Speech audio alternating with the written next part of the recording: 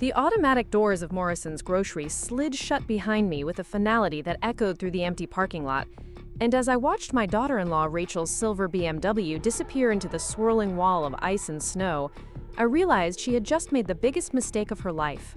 Before we jump back in, tell us where you're tuning in from, and if this story touches you, make sure you're subscribed, because tomorrow, I've saved something extra special for you. Standing there in my thin cardigan and house slippers, watching the worst ice storm in Colorado's history turn the world into a crystalline nightmare, I couldn't help but smile. Not the trembling smile of an abandoned 72-year-old woman, but the calm, knowing smile of someone who had been waiting 3 years for exactly this moment. The wind howled through the deserted shopping center, carrying ice pellets that stung my face like tiny bullets, and I pulled out my phone. One call. That's all it would take. One call to change everything Rachel thought she knew about the quiet old woman she had just left to freeze to death in a grocery store parking lot. The morning had started like any other Tuesday in our sprawling suburban neighborhood of Cherry Hills Village, where million-dollar homes sat behind pristine gates and perfectly manicured lawns. I had been in my kitchen, sipping coffee from the delicate china set that had belonged to my grandmother, watching the weather reports with growing concern. The meteorologists were calling it a historic ice storm, the kind that hits Colorado maybe once in a decade, with predictions of power outages, impassable roads, and dangerous conditions that could last for days. At 72, I had lived through enough Colorado winters to know when to take weather warnings seriously. This wasn't going to be a gentle snowfall that would melt by afternoon. This was the kind of storm that turned highways into skating rinks and brought down power lines under the weight of accumulated ice. The kind of storm that killed people who weren't prepared. I had been making mental preparations, checking my emergency supplies, and ensuring my backup generator was ready, when Rachel burst through my front door without knocking. She never knocked anymore, not since my son David had married her 5 years ago.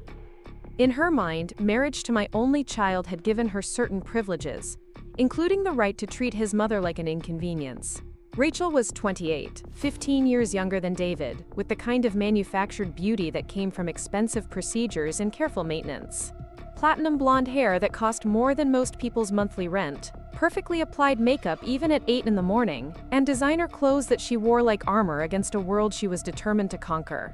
She had grown up poor in a trailer park in eastern Colorado, a fact she tried desperately to hide behind layers of pretense and carefully crafted sophistication. When she first started dating David, I had tried to welcome her into our family. I understood what it meant to come from nothing and work your way up in the world. My late husband Thomas and I had built our wealth from scratch, starting with a small accounting firm and growing it into one of the most successful financial consulting companies in the region. We had never forgotten our humble beginnings, and I had hoped Rachel would appreciate having a family that understood her journey. Instead, Rachel had seen my kindness as weakness and my acceptance as permission to gradually push me out of my son's life. "Margaret," she said that Tuesday morning, not bothering with pleasantries as she stood dripping melted ice onto my hardwood floors, "I need you to come with me to Morrison's. I'm picking up some last-minute supplies before this storm hits, and David insists someone should be with me in case the roads get bad." I looked at her carefully, noting the tension in her voice and the way her eyes avoided meeting mine. Rachel had never, in 5 years of marriage to my son, voluntarily spent time with me or asked for my company on any errand. She barely tolerated my presence at family dinners and had made it clear on numerous occasions that she found my stories boring and my opinions irrelevant. "I'm not sure that's a good idea," I said gently, gesturing toward the window where ice was already beginning to accumulate on the bare branches of the oak trees. "The weather service is recommending that people stay home unless it's absolutely necessary." Rachel's perfectly painted lips tightened into the expression I had learned to recognize as barely controlled irritation. "David specifically asked me to take you with me," she said, her voice taking on the sharp edge that meant she was about to become unpleasant. "He's worried about you being alone during the storm, and he thinks it would be good for us to spend some time together." The lie was so obvious that I almost laughed. David had never suggested that Rachel and I spend time together. In fact, he had become increasingly distant from me over the past 3 years, gradually reducing our contact to obligatory phone calls and holiday visits. I knew Rachel was behind the change in my son's behavior, but I had never been able to prove how she was manipulating him. "I have everything I need here," I said, maintaining my calm tone despite the growing suspicion that this unexpected invitation was anything but innocent. "My emergency supplies are well stocked, and I have a generator if the power goes out." Rachel's eyes flashed with something that looked like triumph, as if my reasonable response had somehow played into her hands. "Margaret, David is really worried about you. He made me promise to bring you with me. Do you really want me to go back and tell him that his own mother refused to spend a few hours with his wife?" The emotional manipulation was skilled and practiced. Rachel had learned how to use my love for David as a weapon against me, implying that refusing her requests was somehow a betrayal of my relationship with my son. Over the years, she had used this technique to gradually isolate me from family gatherings, holiday celebrations, and important events in David's life. But something about this particular manipulation felt different, more urgent, more desperate. Rachel needed me to come with her for reasons that had nothing to do with David's supposed concerns or building our relationship. I studied her face, noting the slight tremor in her hands and the way she kept glancing at her expensive watch. Rachel was nervous about something, which was unusual. She typically approached her schemes with the confidence of someone who had been successfully manipulating people for years. "What supplies are you picking up that require my presence?" I asked, genuinely curious about what story she would tell. "Just grocery items," she said quickly, too quickly. "Bread, milk, that sort of thing. David thought it would be nice if we did it together, like a bonding experience." The word bonding coming from Rachel's mouth was so absurd that I had to suppress a smile. We both knew that bonding was the last thing on her agenda. But I was beginning to understand that whatever Rachel was planning, she needed me to be away from my house during the storm. "All right," I said finally, making a decision that I sensed would change everything. "Let me get my coat." Rachel's relief was visible, confirming my suspicion that this grocery trip was about more than supplies. As I gathered my purse and coat, I made a mental note to pay attention to everything that happened during our outing. After 3 years of watching Rachel manipulate my son and gradually poison our family relationships, I was finally going to get a clear view of who she really was. The drive to Morrison's grocery should have been a 15-minute trip through our affluent neighborhood, but the roads were already becoming treacherous, with a thin layer of ice that made Rachel's BMW slide slightly at every turn. She drove with white knuckles gripping the steering wheel, cursing under her breath at every intersection. "Are you sure this couldn't wait until after the storm?" I asked as we nearly slid through a red light. "These roads are getting dangerous very quickly." "We're almost there," Rachel said through gritted teeth, not taking her eyes off the road. "Besides, once we get to the store, we can wait out the worst of it in the parking lot before driving back." Her answer made no sense. If the roads were dangerous now, they would be impassable in a few hours. Any rational person would want to complete their errands quickly and get home before conditions worsened. But Rachel seemed determined to spend as much time as possible away from our neighborhood. Morrison's grocery was nearly empty when we arrived, with only a few cars scattered across the large parking lot. Most sensible people were already home, preparing for the storm. The store's windows were brightly lit against the gray afternoon, and I could see employees inside stocking shelves and preparing for what would likely be a long closure. "What exactly are we shopping for?" I asked as we made our way through the automatic doors.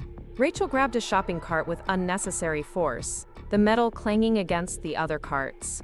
"I told you, just basic supplies.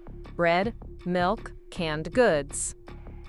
But instead of heading toward the grocery aisles, Rachel steered the cart toward the pharmacy section, where she spent 20 minutes selecting over-the-counter medications. Cold medicine, pain relievers, sleep aids, and several bottles of prescription medications that she picked up from behind the pharmacy counter. "Are you feeling unwell?" I asked, noting the unusual quantity of medications she was purchasing. "David has been having trouble sleeping," she said, without looking at me. "And I want to make sure we have everything we need if we get snowed in." The explanation was plausible, but something about her behavior felt wrong. Rachel was normally a confident shopper, moving through stores with the efficiency of someone who knew exactly what she wanted. Today, she seemed distracted. constantly checking her phone and glancing toward the store's windows as if monitoring the weather. We spent another hour wandering through the store, with Rachel selecting items seemingly at random. Canned soup, frozen dinners, bottled water, batteries, candles. The kind of emergency supplies that any responsible person would already have at home before a major storm was predicted. "Rachel," I said finally as she added a fifth bag of ice melt to our cart, "I think we have enough supplies now. The storm is getting worse and we should probably head home." She looked up from her phone, where she had been typing furiously for the past several minutes. "Actually, Margaret, I just got a text from David." Preparing and narrating this story took us a lot of time, so if you are enjoying it, subscribe to our channel, it means a lot to us. Now back to the story. "He's stuck at the office because of the weather, and he won't be able to pick you up today. He wants me to drop you off at home and then come back to get him when the road's clear." The lie was so obvious that I wondered if Rachel thought I was suffering from dementia. David worked from home as a software consultant and hadn't had a physical office in over 3 years. But more importantly, the story made no logistical sense. If David was stuck somewhere, Rachel would be focused on getting to him, not shopping for unnecessary supplies. "Perhaps we should call David and confirm these plans," I suggested, pulling out my phone. Rachel's reaction was swift and telling. She grabbed my wrist before I could dial, her grip surprisingly strong for someone with such delicate-looking hands. "He's in meetings all day," she said quickly. "He specifically asked us not to call unless it's an emergency." The physical contact was a mistake on Rachel's part. It revealed the desperation beneath her carefully maintained facade and confirmed that whatever she was planning required me to be isolated and unable to communicate with my son. As we stood in the checkout line, I noticed Rachel continuously checking her phone and glancing toward the parking lot. The ice storm was intensifying, with visibility dropping and the parking lot beginning to look like a sheet of glass.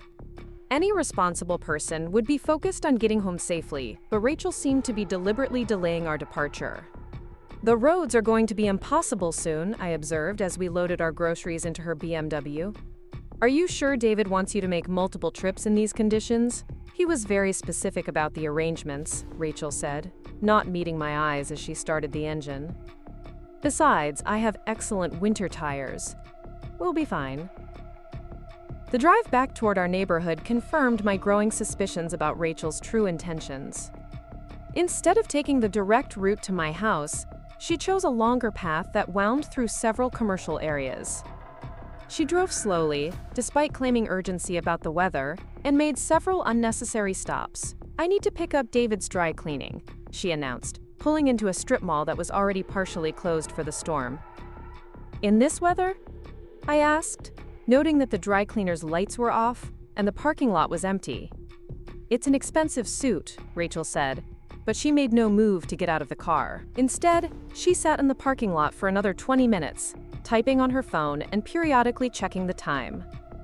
The pattern continued at 3 more locations: a bank where she claimed to need cash but never went inside, a pharmacy where she said she needed to pick up a prescription but spent the time sitting in the car, a coffee shop that was clearly closed, but where she insisted on waiting to see if they would reopen. Each delay was accompanied by increasingly creative explanations that became more absurd as the afternoon progressed.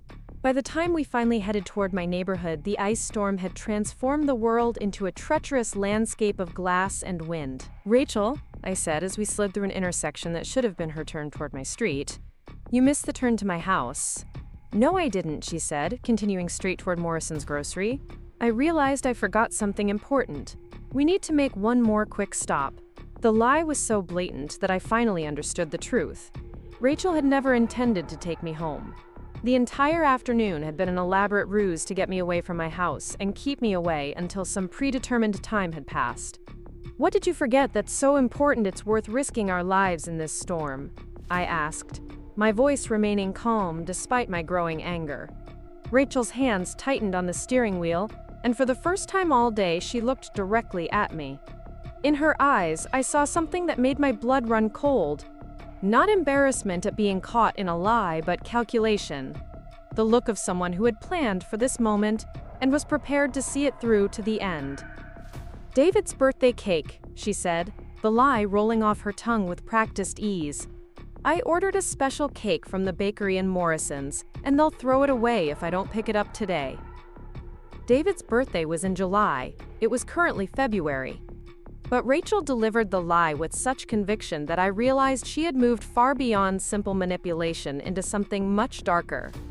As we pulled into Morrison's parking lot for the second time that day, I noticed several things that should have alarmed me earlier. The lot was now completely empty except for a few employee cars clustered near the building. The ice storm had worsened dramatically, with visibility reduced to just a few yards. Most importantly, the store's hours clearly posted on the door indicated they had closed 30 minutes ago. "Rachel," I said quietly, as she parked near the far edge of the lot, as far from the building as possible, "the store is closed." She turned off the engine and sat in the darkness for a moment, the only sound the rhythmic scraping of ice pellets against the windshield. When she finally spoke, her voice had lost all pretense of warmth or concern. "I know," she said simply. The admission hung in the air between us like a physical presence. In those two words, Rachel had confirmed everything I had suspected about her true nature and her intentions for this afternoon. "Then why are we here?" I asked, though I was beginning to understand the answer. Rachel turned to face me fully, and in the dim light reflecting off the ice-covered pavement, I could see her expression had changed completely. Gone was the nervous, manipulative woman who had spent the afternoon making excuses and telling lies. In her place was someone harder, colder, and infinitely more dangerous. "Because," she said quietly, "David and I have been planning this for months. And it's time for you to understand that your interference in our marriage ends today." The words hit me like a physical blow, not because they were surprising, but because they confirmed the worst fears I had harbored about my daughter-in-law for the past 3 years. Rachel hadn't just been manipulating David to distance him from me, she had been planning something far more permanent. "What exactly have you and David been planning?" I asked, though part of me already knew the answer would be more terrible than I wanted to hear. Rachel's smile in the darkness was genuinely frightening. "David doesn't know about this part," she said with casual cruelty. "He thinks you're safe at home, riding out the storm with your emergency supplies and your backup generator. He has no idea that his devoted wife just left his elderly mother stranded in an ice storm at a closed grocery store." The confirmation of my son's innocence brought both relief and horror. David wasn't a willing participant in whatever Rachel had planned, but his ignorance also meant he wouldn't be looking for me when I failed to return home. "People will look for me," I said, testing how thoroughly Rachel had planned this scenario. "Will they?" she asked with mock concern. "Your housekeeper doesn't come during storms. Your neighbors assume you're safely tucked away in your house. David thinks you're home and won't expect to hear from you until the weather clears. Who exactly is going to realize you're missing?" The question revealed the careful thought Rachel had put into this plan. She had chosen her timing perfectly, during a storm severe enough to keep most people indoors and provide a plausible explanation for why I might not be in contact with anyone for several days. "My security system," I said, grasping for anything that might make Rachel reconsider her plan. "There are cameras throughout my house. People will know I left with you." Rachel's laughter was genuinely delighted. "Oh, Margaret, that's the best part. While we've been out shopping all day, there was a small electrical fire at your house. Nothing major, just enough to damage your security system and create a reason for the power to be out. David is so worried about the damage, he'll be focused on dealing with contractors and insurance adjusters for days." The revelation hit me like ice water. While I had been playing along with Rachel's shopping charade, she had arranged for my house to be sabotaged. The afternoon delays, the unnecessary stops, the constant phone checking had all been coordinated with someone else who was destroying my home's security systems. "You've thought of everything," I said, genuinely impressed despite my growing fear. "How long have you been planning this?" "Ever since David mentioned that you were considering changing your will," Rachel said with satisfaction. "Did you really think I would let you leave everything to those ridiculous animal charities instead of your own family?" The mention of my will revealed the true scope of Rachel's plan. She wasn't just trying to eliminate my influence over David. She was positioning herself to inherit the substantial wealth that Thomas and I had accumulated over 40 years of hard work. "David doesn't care about the money," I said, which was true. My son had inherited his father's values and had never shown interest in material wealth beyond what he needed to live comfortably. "David doesn't know what he cares about," Rachel replied dismissively. "But I do. And I care about securing our future without having to worry about a meddling old woman who thinks she knows what's best for everyone." The casual cruelty in her voice was more chilling than any dramatic threat could have been. Rachel was discussing my death as if it were a minor inconvenience that needed to be resolved. "How does leaving me here accomplish your goals?" I asked, genuinely curious about the logistics of her plan. "When they find my body, there will be an investigation." "Will there?" Rachel asked with another cold smile. A 72-year-old woman goes out during the worst ice storm in decades and gets stranded when her car breaks down. These things happen, especially to elderly people who make poor decisions about when to venture out in dangerous weather. The simplicity of her plan was actually quite brilliant. In the chaos following a major storm, with emergency services overwhelmed and roads impassable, my death would look like a tragic but predictable accident. An old woman who had misjudged the weather and paid the ultimate price. "Except I didn't drive here," I pointed out. "You did." "Actually," Rachel said, reaching into her purse and pulling out a second set of car keys. "You borrowed my car. I'm taking David's truck home. The BMW will be found here tomorrow with you inside, after you tragically couldn't get it started in the cold." The preparation was meticulous. Rachel had thought through every detail, including providing herself with an alibi and a plausible explanation for how I had ended up stranded. She had even brought a second vehicle to ensure her own safe return home. "What about the grocery store security cameras?" I asked, still looking for flaws in her plan. Rachel's confidence never wavered. "Mysteriously malfunctioned during the storm," she said. Amazing how electrical problems seem to follow severe weather. The revelation that she had also arranged to disable the store's security system showed a level of planning and resources that went far beyond what I had expected from my daughter-in-law. Rachel hadn't just conceived this plan. She had carefully orchestrated every detail with professional thoroughness. "You've been busy," I said, and despite the circumstances, I felt a grudging respect for the complexity of what she had accomplished. 3 years of preparation," Rachel said with pride. 3 years of watching you try to turn David against me. 3 years of listening to your subtle criticisms and your stories about how much better things were when Thomas was alive. 3 years of pretending to respect the woman who thinks I'm not good enough for her precious son." The resentment in her voice revealed the emotional driving force behind her elaborate plan. This wasn't just about money or inheritance. Rachel had been nurturing years of anger and humiliation, building toward this moment when she could finally eliminate the woman she saw as her greatest obstacle to happiness. "I never tried to turn David against you," I said honestly. "I always hoped you would become part of our family." "Liar," Rachel said with sudden venom. "Every time you told stories about your perfect marriage with Thomas, you were showing David what I wasn't. Every time you talked about family traditions and values, you were implying that I didn't understand them. Every time you offered advice or suggestions, you were proving that I needed guidance from someone better than me." The pain in her voice was real, even if her interpretation of my actions was distorted.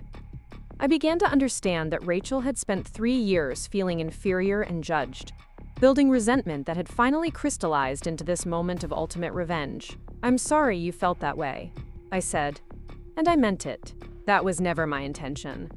"It doesn't matter what your intention was," Rachel replied, her voice returning to its cold calculation. "What matters is that after tonight, David will finally be free to love me without constantly comparing me to his sainted mother." The delusion in her statement was heartbreaking. Rachel believed that eliminating me would somehow improve her relationship with David, never understanding that murdering his mother would destroy the man she claimed to love. "David will never forgive you if he finds out what you've done," I said gently. "David will never find out," Rachel said with absolute confidence. "As far as he knows, his stubborn mother went out during a storm against all advice and died in an unfortunate accident. He'll be sad, but he'll get over it. And I'll be there to comfort him through his grief." The callousness was stunning. Rachel had convinced herself that she could murder me and then console my son through the mourning process, never considering that her deception would eventually be discovered, or that David might never recover from the loss. As we sat in the darkened BMW, surrounded by the violent beauty of the ice storm, I realized that Rachel had made one crucial miscalculation. She had assumed that I was exactly what I appeared to be, a wealthy widow living quietly in suburban retirement, with no resources or connections beyond family and neighborhood friends. She had no idea who I really was or what I had been before I married Thomas and became Margaret Davidson, devoted wife and mother. "Rachel," I said quietly, reaching for my phone, "before you leave me here, there's something you should know about me." "What's that?" she asked, with bored dismissal, clearly not interested in any last-minute revelations from the woman she was about to murder. "I'm not just David's mother," I said, pressing a single number on my phone's speed dial. "I'm Margaret Chen Davidson, former Director of Private Security Operations for Blackstone International." The change in Rachel's expression was immediate and dramatic. The confidence drained from her face as the implications of my statement began to penetrate her consciousness. "For 30 years, I continued, speaking clearly into my phone as the call connected, I managed security operations for some of the world's most powerful people. When I retired 15 years ago, I thought I was done with that life. But old habits die hard, and I've maintained certain precautionary measures." The voice that answered my call was crisp and professional. "Davidson Command Center. Agent Williams speaking." "This is Margaret Davidson," I said, never taking my eyes off Rachel's increasingly panicked face. "Authorization code Omega 77. I need immediate extraction from Morrison's Grocery on South Broadway. 2 subjects, 1 hostile." "Confirmed, Mrs. Davidson," came the immediate reply. "Extraction team is 3 minutes out. Please maintain your position." Rachel's mouth opened and closed silently as she tried to process what was happening. The carefully planned murder that she had orchestrated for 3 years was dissolving around her in real time. "You see, Rachel," I said, ending the call and tucking my phone back into my purse, "when you spend 3 decades protecting people from threats, you develop certain instincts. And you've been setting off every threat alarm I have for the past 3 years. The sound of approaching helicopters could be heard even over the howling wind of the ice storm." Rachel's head snapped toward the windows as powerful searchlights began cutting through the darkness, illuminating the parking lot like day. "That's impossible," she whispered. "You're just an old woman. You don't have private security teams." "Actually," I said with the same calm smile that had confused her earlier, "I have one of the most sophisticated private security networks in North America. And they've been watching you very carefully since the day you married my son." The truth was more complex than I was letting on, but Rachel's shock was buying me time to explain the situation that was about to unfold around her. I hadn't maintained an active security team since my retirement, but I had kept connections and protocols that could be activated in emergencies. More importantly, I had been documenting Rachel's suspicious behavior for months, building a file of evidence that would support whatever legal action might become necessary. "The electrical fire at my house," I continued as the helicopter sounds grew closer, "was monitored by sensors that have nothing to do with my regular security system. The disabled grocery store cameras were backed up by equipment you never knew existed. And every conversation we've had today was transmitted in real time to people who take threats against me very seriously." Rachel's face was now completely pale, and her hands were shaking as she fumbled for her own phone. "David," she said desperately. "I need to call David and explain." "David is safe," I said gently. "My team made contact with him an hour ago. He's currently being briefed on his wife's plan to murder his mother." The final piece of information hit Rachel like a physical blow. Not only had her elaborate plan failed, but the son she had hoped to comfort through my death now knew exactly what she had intended to do. "He'll never believe it," she said with desperate hope. "David loves me. He'll never believe I would hurt you." "Rachel," I said with genuine sadness, "David has been struggling with doubts about you for months. He's noticed the way you manipulate conversations, the way you isolate him from friends and family, the way you react when things don't go your way. He's been waiting for proof of what he already suspected. The helicopters were now directly overhead, their rotors whipping the ice and snow into a chaotic whirlwind around the BMW. Powerful lights illuminated the parking lot, and I could see armed figures rappelling down ropes toward our location. "This is your chance to surrender peacefully," I said to Rachel as tactical officers surrounded the vehicle. "Cooperate with the investigation, and you might avoid the most serious charges." But Rachel was beyond rational thought. The careful facade she had maintained for years had cracked completely, revealing the desperate, violent woman underneath. She lunged toward me with a scream of rage, her manicured nails aimed at my throat. The car door opened before she could reach me, and professional hands pulled her from the vehicle with practiced efficiency. Within seconds, Rachel was on the ground, restrained, and screaming accusations that made no sense to anyone but her. "Mrs. Davidson," said a familiar voice as Agent Williams helped me from the BMW, "are you injured?" "No," I said, accepting his assistance as we moved away from Rachel's increasingly incoherent shouts. "But I have quite a story to tell you about tonight's events." As I was escorted to the warmth and safety of the command vehicle that had somehow materialized in the grocery store parking lot, I reflected on the evening's revelations. Rachel had spent 3 years planning my murder, but she had fundamentally misunderstood who she was dealing with. She had seen Margaret Davidson, suburban widow and doting mother.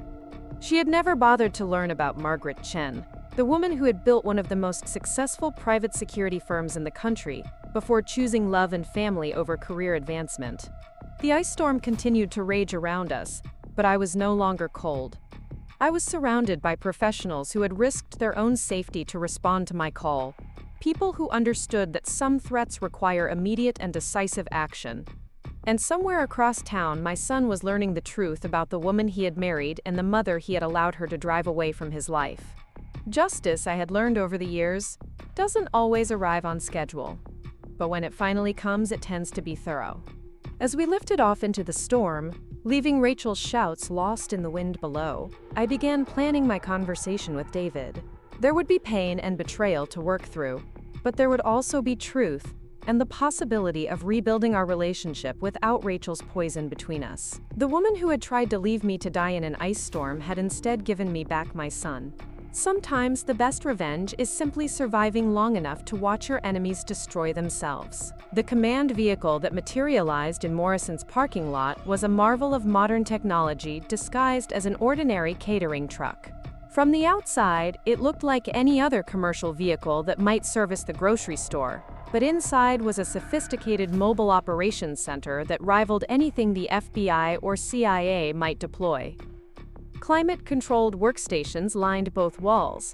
Multiple communication arrays maintained contact with assets across 3 states, and real-time surveillance feeds displayed on wall-mounted monitors showed activity throughout Denver's metropolitan area. Agent Williams helped me into a comfortable chair at the central workstation while his team continued processing the scene outside. Through the reinforced windows, I could see Rachel being loaded into what appeared to be an ambulance but was actually another specialized vehicle designed for secure prisoner transport. Her screams had subsided into incoherent sobbing, the reality of her situation finally penetrating the delusion that had sustained her through months of planning.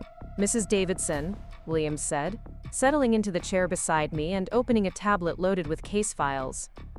"We need to understand the full scope of what we're dealing with here. Our preliminary investigation suggests this incident represents just the tip of a much larger pattern of criminal behavior." I accepted the steaming cup of coffee that appeared at my elbow, grateful for the warmth and the familiar ritual of debriefing after a successful operation. It had been 15 years since I had sat in a command vehicle like this. But the procedures and protocols came back to me with surprising clarity. "How much do you know about Rachel's background?" I asked, curious about what my security team had discovered during their investigation. Williams swiped through several screens on his tablet before finding the file he wanted. Rachel Marie Thompson, born in Greeley, Colorado, to Patricia Thompson, single mother, who worked various minimum wage jobs. Father unknown, though genetic testing suggests he was likely married to someone else at the time of conception. Grew up in Sunset Trailer Park, which has since been demolished for a shopping center development. The details painted a picture of poverty and instability that explained much about Rachel's desperate hunger for security and status. I had suspected her background was difficult, but the reality was worse than I had imagined. Educational history is interesting, Williams continued.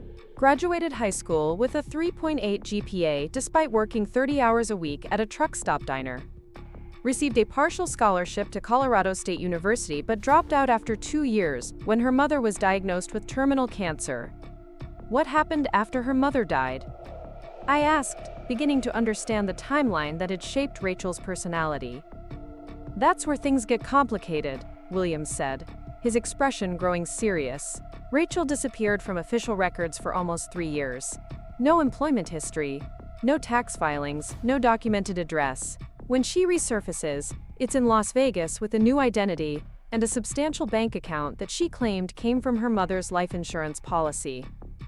The gap in Rachel's history raised immediate red flags. 3 years was a long time for someone to exist completely off the grid, especially someone without significant financial resources or specialized skills. When people disappeared from official records, it usually meant they were involved in activities that required anonymity. What was she doing in Las Vegas? I asked, though I suspected the answer would not be pleasant. Williams hesitated for a moment, consulting his notes before responding. Based on financial records and witness interviews, she appears to have been working as what law enforcement euphemistically calls a quote-quote companion for wealthy older men. High-end escort services that cater to gamblers, business executives, and tourists with substantial disposable income. The revelation explained several things about Rachel's behavior that had puzzled me over the years. Her sophisticated understanding of expensive clothing and jewelry, her ability to charm wealthy individuals at social gatherings, and her remarkable skill at reading people's weaknesses and manipulating their emotions. These were professional skills, honed through years of practice in an environment where survival depended on keeping dangerous clients satisfied. How did she meet David? I asked, though I was beginning to suspect that their encounter had been less accidental than my son believed. That's the most disturbing part of her history, Williams said, pulling up a new set of files. Rachel didn't meet David by chance at that coffee shop in downtown Denver. She had been researching and stalking him for 6 months before their first conversation. The words hit me like a physical blow. I had always wondered about the coincidence that had brought Rachel and David together, but I had never imagined that their meeting was the result of a calculated hunting strategy. David was selected as a target based on very specific criteria, Williams continued, reading from what appeared to be a detailed profile. Single, successful, emotionally vulnerable following the death of his father, and most importantly, the sole heir to a substantial family fortune. Rachel spent months learning his habits, his interests, his emotional triggers, and his relationship patterns before positioning herself to appear to meet him accidentally. The methodical nature of Rachel's approach to my son was terrifying in its implications. She hadn't fallen in love with David and then discovered his wealth. She had identified him as a lucrative target and then systematically seduced him using information gathered through extensive surveillance and research. How extensive was her surveillance? I asked, dreading the answer but needing to understand the full scope of what David had unknowingly walked into. Williams pulled up a series of photographs on his tablet, and I felt my blood run cold as I recognized images of my son going about his daily routine. David leaving his apartment building, David at his favorite restaurant, David visiting my house for Sunday dinner, David at the gym where he worked out 3 times a week. She had been watching him for months, Williams confirmed, following his routines, learning his preferences, even studying his previous relationships to understand what type of woman appealed to him. When she finally approached him at that coffee shop, she was wearing clothing selected to match his stated preferences, carrying a book by his favorite author, and had rehearsed conversation topics designed to create the impression of shared interests. The calculation was breathtaking in its thoroughness. Rachel hadn't just accidentally met my son, she had engineered every detail of their first encounter to maximize her chances of forming a romantic connection. David had never stood a chance against such a sophisticated operation. What about the early stages of their relationship? I asked, remembering how quickly David had become infatuated with Rachel and how dramatically his personality had changed during their courtship. Classic manipulation techniques, Williams said, consulting another section of the file. Love bombing followed by strategic withdrawal, creating an addiction cycle that made David desperate to win her approval. She would shower him with attention and affection, then suddenly become distant and unavailable, forcing him to pursue her more aggressively. The pattern explained David's behavior during the first year of his relationship with Rachel. He had become obsessed with pleasing her, constantly worried that he wasn't good enough to keep her interest, and increasingly isolated from friends and family who might have recognized the unhealthy dynamics. She also conducted psychological research on effective manipulation techniques, Williams added, showing me printouts of articles Rachel had downloaded about emotional conditioning, gaslighting, and financial abuse. This wasn't intuitive behavior.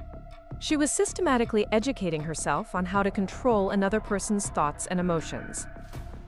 The evidence painted a picture of Rachel as a professional predator who had targeted my son with the same methodical approach that a corporate raider might use to acquire a business.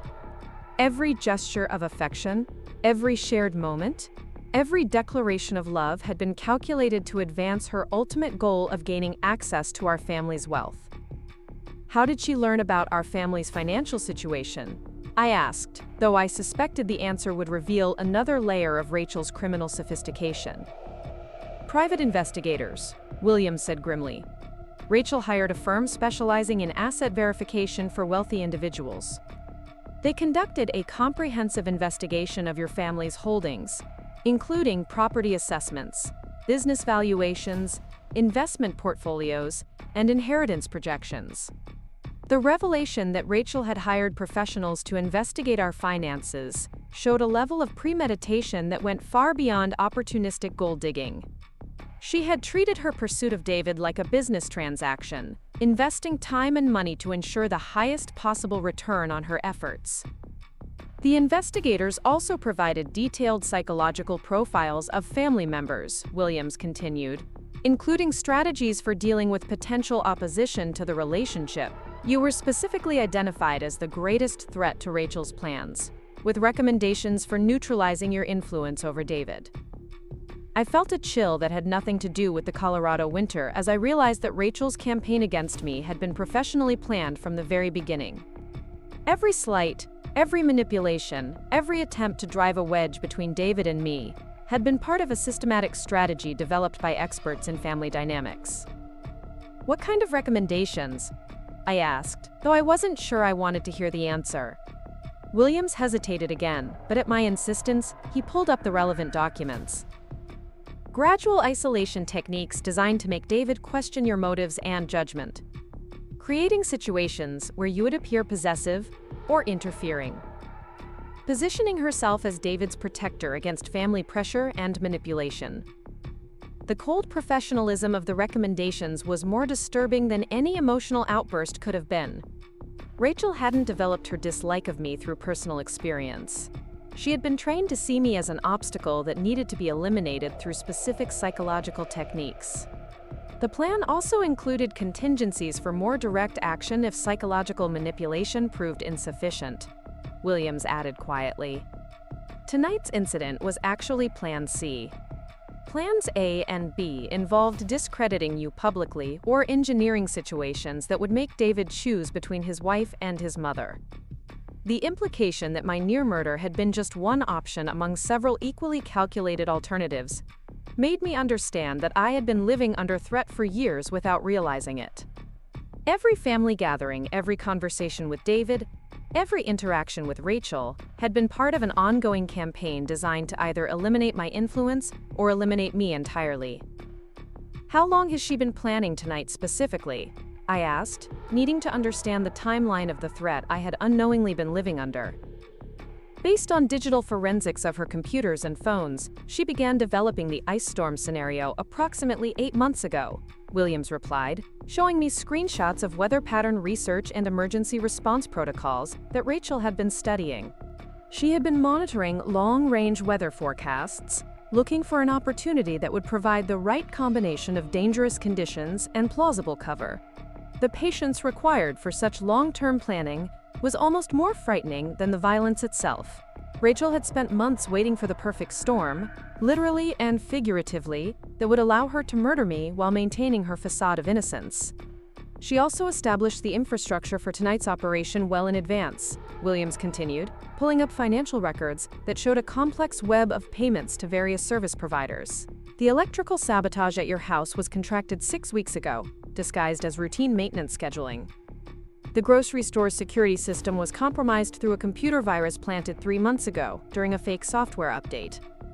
The sophistication of Rachel's preparations rivaled anything I had seen during my years in private security. She had anticipated potential evidence sources and systematically neutralized them, created alibis and false narratives, and prepared backup plans for multiple contingencies. What about David's involvement?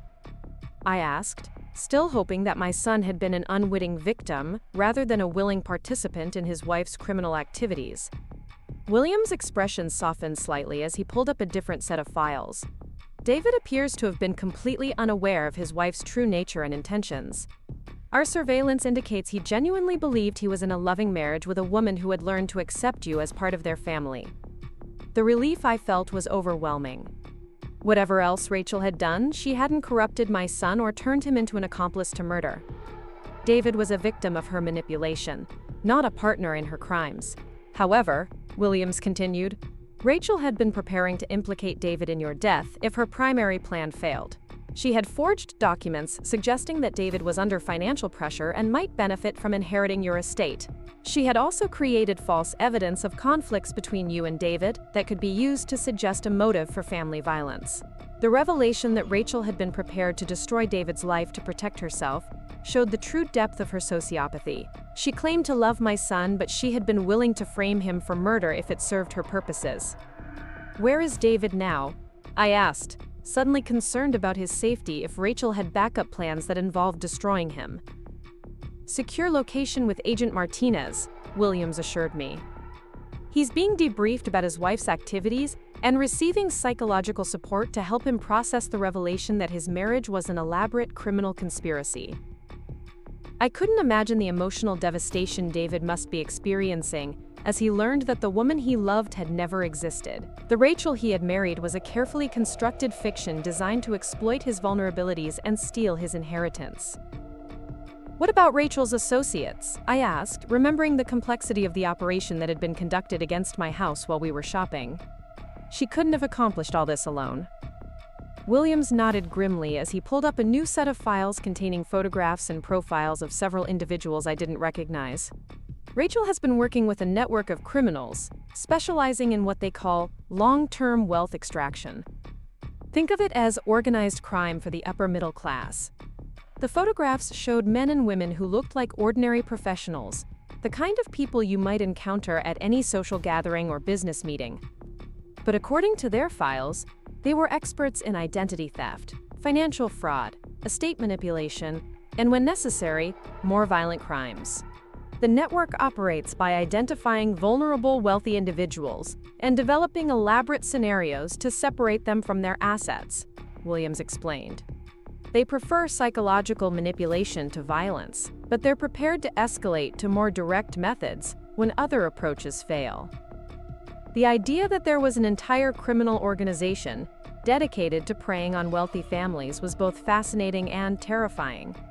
It explained how Rachel had acquired the skills and resources necessary to conduct such a sophisticated operation against our family. How many other families have they targeted? I asked, wondering if we were part of a larger pattern of victimization. Based on our preliminary investigation, at least 17 families across 7 states over the past 5 years, Williams replied, showing me a map with red dots indicating locations where similar crimes had occurred. The financial losses total over $40 million, and there have been 3 suspicious deaths that we're now investigating as potential homicides. The scope of the criminal enterprise was staggering. Rachel wasn't just a desperate woman trying to secure her financial future. She was part of a sophisticated criminal organization that had been systematically victimizing wealthy families across the country. What's their typical approach? I asked, professional curiosity overriding my personal concerns as I began to understand the magnitude of what we had uncovered. They identify families with substantial assets but limited security awareness, Williams explained, pulling up case studies from previous operations. Usually involving elderly parents, successful but naive adult children, and some kind of vulnerability that can be exploited. Divorce, death in the family, business difficulties, health problems. The pattern was grimly familiar. Our family had been perfect targets following Thomas's death, with a grieving widow, a successful but emotionally vulnerable son, and substantial assets that would be inherited by David upon my death.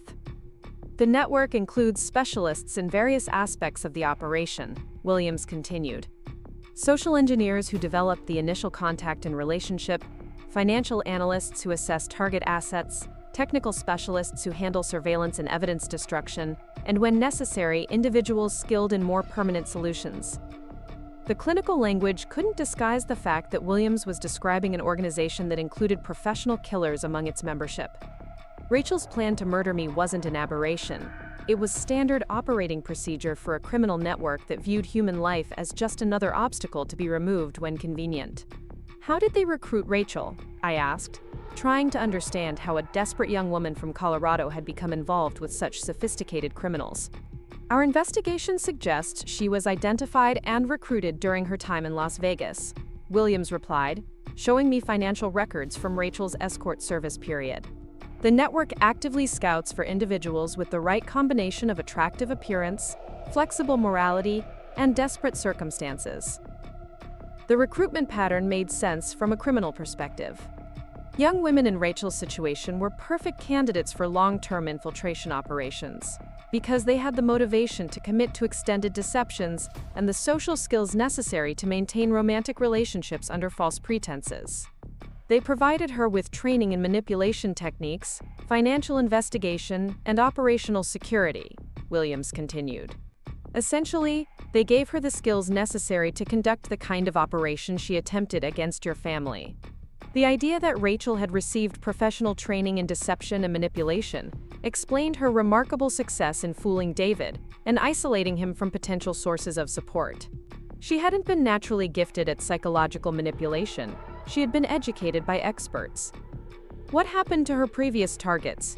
I asked, dreading the answer but needing to understand the full scope of Rachel's criminal history. Williams pulled up files that made my blood run cold. 3 elderly men in different states, all wealthy widowers who had died under suspicious circumstances after brief relationships with women matching Rachel's description. Heart attacks, falls, medication overdoses, all ruled accidental by local authorities who had no reason to suspect murder. The network specializes in deaths that appear natural or accidental, Williams explained. They avoid methods that would trigger homicide investigations, preferring techniques that exploit existing health conditions or create plausible accidents. The clinical efficiency of the murders was more disturbing than any violent crime could have been. These criminals had refined the art of killing to the point where their victims' deaths appeared to be simply unfortunate events rather than calculated homicides. How many people has Rachel killed? I asked, though I wasn't sure I wanted to know the answer. We're still investigating, but preliminary evidence suggests at least 4 deaths that can be directly attributed to her actions, Williams replied grimly. The network keeps detailed records of their operations, including outcome assessments and lessons learned for future missions. The revelation that Rachel was an experienced killer rather than a desperate woman committing her first violent crime changed my understanding of everything that had happened. Her calm demeanor during our confrontation, her detailed planning, her lack of emotional response to the prospect of my death, all made sense if she had done this before. Why didn't local authorities recognize the pattern? I asked, wondering how multiple murders could go undetected across several jurisdictions. The network is sophisticated about avoiding detection, Williams explained. They never operate in the same location twice. They use different methods for each incident, and they ensure significant time gaps between operations. Without a central database looking for patterns, individual police departments had no reason to connect isolated incidents. The explanation highlighted one of the fundamental weaknesses in law enforcement's approach to white-collar crime. Local agencies focused on their own jurisdictions rarely had the resources or mandate to investigate patterns that cross state lines, allowing sophisticated criminal organizations to operate with relative impunity. How did you identify the pattern? I asked, curious about the investigation that had led to tonight's intervention. Your security protocols triggered our monitoring systems, Williams replied with a slight smile. When you activated the emergency beacon in your purse, our analysis identified similarities to other suspicious incidents involving wealthy elderly women and younger female companions. The technology that had protected me tonight was more sophisticated than I had realized. My security team hadn't just responded to a distress call, they had recognized the signature of a serial killer and responded accordingly. The network's operational patterns are quite distinctive once you know what to look for, Williams continued, showing me analysis charts that mapped the criminal organization's activities across multiple states. Long courtship periods, gradual financial investigation, systematic isolation of targets from family support, and final incidents during weather events or other circumstances that provide cover for delayed discovery. The pattern recognition was exactly the kind of analytical work that had made my security firm successful during my active years. Criminal organizations, no matter how sophisticated, tended to develop standardized procedures that could be identified and anticipated by experienced investigators. What's our next step? I asked, falling back into the collaborative mindset that had defined my professional relationships for 30 years. Williams looked surprised by my use of "our," but quickly recovered as he remembered my background and credentials. We need to build cases against the entire network, not just Rachel. That means extensive investigation of their financial records, communication systems, and previous operations. The scope of the investigation would be enormous, requiring coordination between multiple law enforcement agencies and possibly international cooperation if the network's operations extended beyond the United States. But the potential to shut down an entire criminal organization made the effort worthwhile. What can I do to help? I asked, genuinely eager to contribute to bringing Rachel's associates to justice. Your security firm's files and contacts could be invaluable, Williams replied. The network has been targeting wealthy families specifically, and your professional experience gives you insights into their vulnerabilities and defensive strategies. The irony wasn't lost on me that my retirement from the security industry was ending because a criminal organization had targeted my own family. But I found myself energized by the prospect of returning to work that had defined my professional identity for 3 decades. There's something else, Williams said, his expression becoming even more serious. Our investigation suggests that Rachel's operation against your family was intended as her graduation exercise.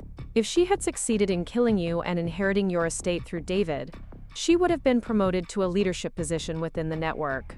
The revelation that my murder was intended as some kind of criminal milestone made the evening's events even more disturbing. Rachel hadn't just been trying to secure her own financial future. She had been auditioning for a more significant role in an ongoing criminal enterprise. What would that leadership position have involved? I asked, though I suspected the answer would be deeply troubling. Training and coordinating other operatives, Williams replied. Essentially, she would have become responsible for recruiting and educating the next generation of killers. The thought that my death might have enabled Rachel to corrupt other young women and turn them into murderers added a dimension of urgency to our investigation. We weren't just pursuing justice for past crimes.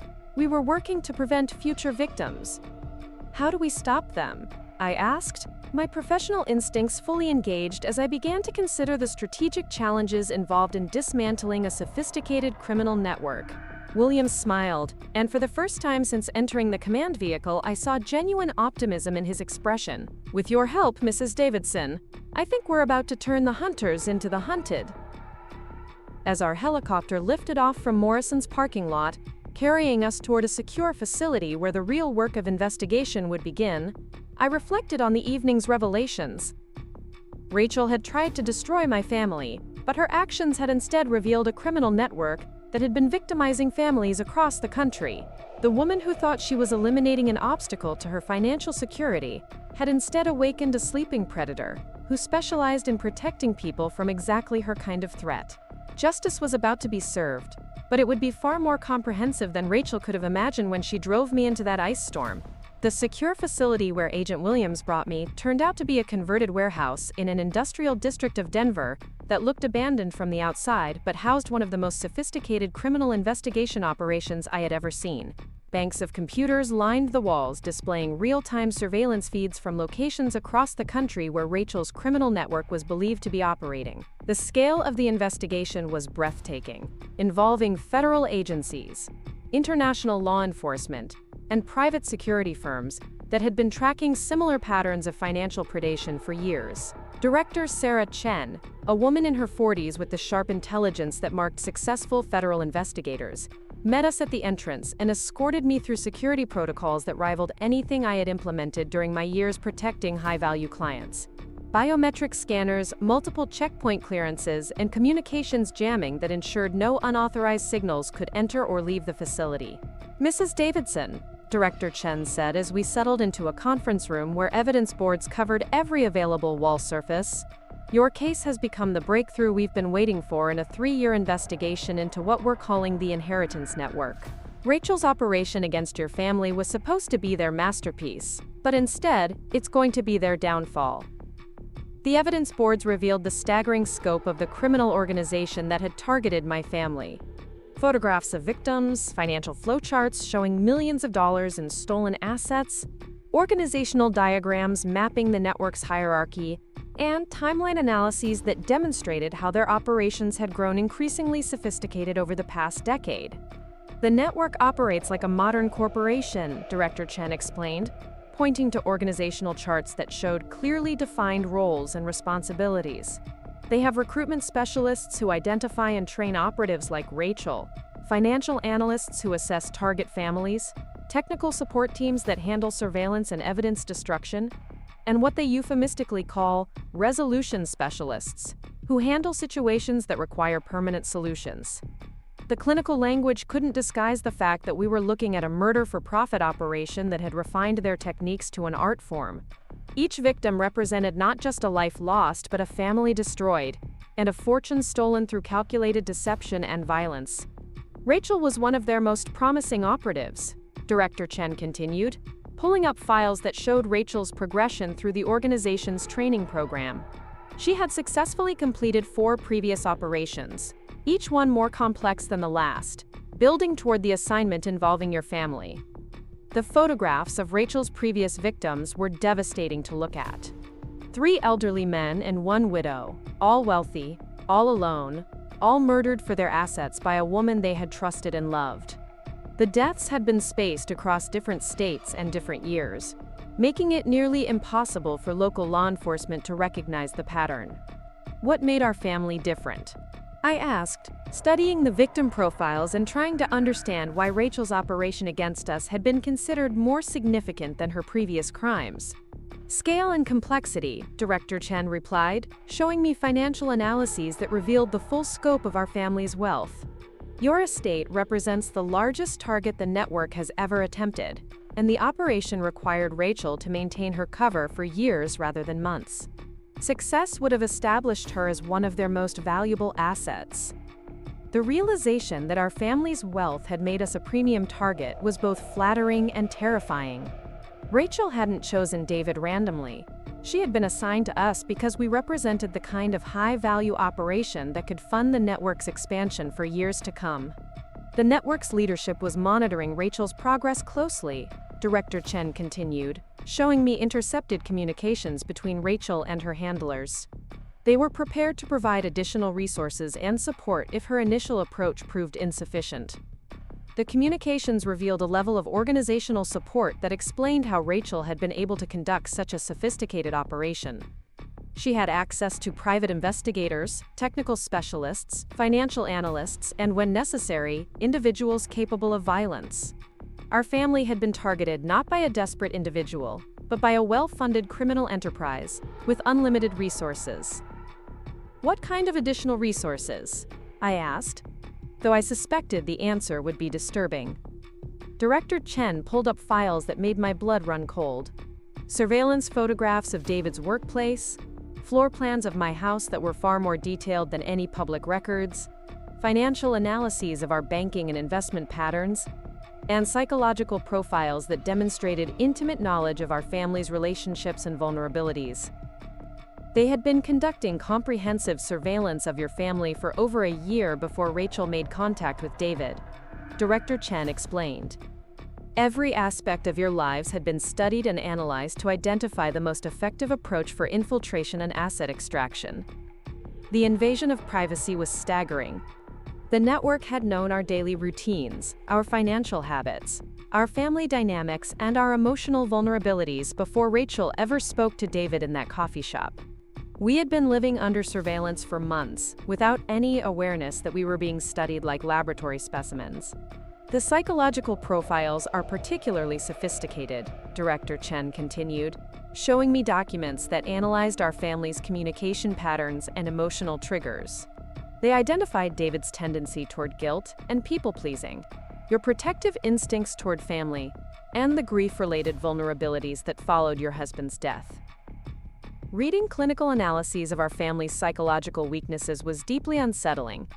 The network had understood our emotional landscape better than we understood it ourselves, allowing them to craft manipulation strategies that were precisely calibrated to exploit our specific vulnerabilities. They also identified potential obstacles to their operation, Director Chen added, showing me a section of the file that focused specifically on me. You were flagged as a high-risk factor due to your professional background and natural suspicion of Rachel's motives. The assessment of me as a threat was both gratifying and terrifying. It meant that my instincts about Rachel had been correct, but it also meant that the network had been planning countermeasures against my interference from the very beginning. What kind of countermeasures? I asked, though I suspected I already knew the answer from the evening's events. Initially, psychological manipulation designed to discredit you with David, Director Chen replied, showing me detailed plans for creating situations that would make me appear paranoid, jealous, or irrationally hostile toward Rachel. The goal was to position Rachel as David's protector against family interference. The strategies were disturbingly similar to what I had experienced during the early years of David's marriage. Incidents where I had appeared to overreact to innocent situations, conversations that had been misinterpreted to make me seem controlling, and gradual isolation that had made David question my judgment and motives. When psychological manipulation proved insufficient, they escalated to more direct approaches, Director Chen continued, revealing plans that included financial sabotage, reputation destruction, and ultimately the physical elimination that Rachel had attempted tonight. The progression from subtle manipulation to attempted murder showed how determined the network was to complete their operation against our family. My resistance to Rachel's influence hadn't just frustrated her personally. It had threatened a multi-million-dollar criminal enterprise. What we need to understand now, Director Chen said, leaning forward with the intensity of someone who had been working this case for years, is how to turn Rachel's capture into an opportunity to destroy the entire network. The strategic challenge was enormous. Rachel was just one operative among many, and her arrest would alert the network's leadership that their organization had been compromised. We had a narrow window of opportunity to use her capture as leverage before the network disappeared into the shadows. Rachel doesn't know that we've identified the broader organization, Director Chen explained. She believes her operation failed due to your unexpected security resources, not because federal law enforcement has been tracking the network for years. The intelligence advantage was crucial for what Director Chen was proposing. If Rachel could be convinced to cooperate with the investigation without realizing the full scope of what we knew, she might provide information that would allow us to capture the network's leadership before they could escape or restructure their operations. "What do you need from me?" I asked, my professional instincts fully engaged as I began to understand the complexity of the operation Director Chen was planning. "We want you to visit Rachel in detention," Director Chen said, pulling up a detention facility layout that showed how such a meeting could be arranged securely. "She still believes that you're just a wealthy widow who got lucky tonight. If she thinks you're willing to negotiate for your family's safety, she might reveal information about the network's structure and future operations." The proposal was both brilliant and dangerous. Rachel had no reason to suspect that I understood the full scope of the criminal organization she represented, which meant she might be willing to discuss terms that would inadvertently expose her associates. What kind of negotiation would be plausible? I asked, beginning to develop the same focused intensity that had characterized my most successful security operations. Financial settlement in exchange for leaving your family alone, Director Chen suggested. Rachel's training emphasizes minimizing risk and maximizing profit. If she believes you're willing to pay for protection, she might reveal details about the network's operations while trying to establish credible terms. The psychology made sense from a criminal perspective. Rachel had invested years in infiltrating our family, and the network had committed substantial resources to the operation. If they could recover some value from their investment without the risk of continued law enforcement attention, they might be willing to negotiate. But we need more than just information about future plans, Director Chen continued. We need evidence that will allow us to prosecute the network's leadership and seize their assets. That means getting Rachel to incriminate herself and her associates while creating a legal record that will stand up in court. The technical requirements for such an operation were substantial. Every conversation would need to be recorded with courtroom-quality equipment, all evidence would need to be obtained through legally admissible methods, and the entire operation would need to be structured to avoid entrapment claims that could invalidate any prosecutions. We also need to protect David throughout this process, I said, remembering that my son was still processing the revelation that his wife was a serial killer who had been planning to murder his mother. David is safe in our secure facility, Director Chen assured me, but his emotional recovery will take time. Learning that your marriage was an elaborate criminal conspiracy designed to steal your inheritance is devastating under any circumstances. The psychological impact on David was something I would need to address carefully. He had not only lost the woman he loved, but discovered that she had never existed in the first place. The Rachel he had married was a fictional character created by criminals to exploit his vulnerabilities. What about the network's response to Rachel's capture? I asked, concerned about potential retaliation against our family or the investigation. They're likely in crisis mode, Director Chen replied, showing me communication intercepts that indicated significant activity within the network's leadership structure. Rachel's operation was supposed to be a sure thing, and her failure has exposed them to risks they never anticipated. The network's panic was an opportunity that needed to be exploited quickly. Criminal organizations under pressure made mistakes, and those mistakes could provide the evidence necessary to bring down their entire operation. They're also dealing with the financial implications of Rachel's failure, Director Chen continued, showing me analysis of the network's economic structure. They had committed substantial resources to the operation against your family, expecting a significant return on investment. The loss of those resources is forcing them to accelerate other operations or abandon them entirely. The financial pressure on the network created additional opportunities for law enforcement. Desperate criminals took risks they would normally avoid, and accelerated operations were more likely to contain mistakes that could be exploited by investigators. What's our timeline? I asked, understanding that the window of opportunity would be narrow. Rachel's arraignment is scheduled for tomorrow morning, Director Chen replied. We need to conduct the interview before she has extended contact with legal counsel or realizes the full scope of the charges against her. The legal timeline was compressed but workable.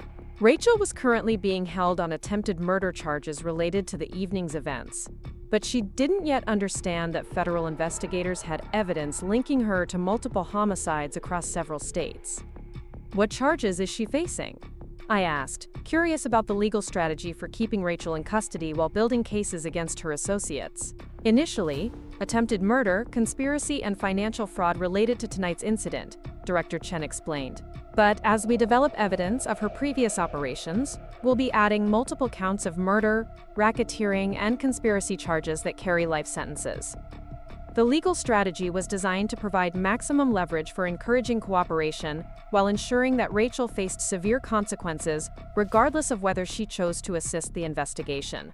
The key is convincing her that cooperation offers her only chance for avoiding the death penalty, Director Chen continued.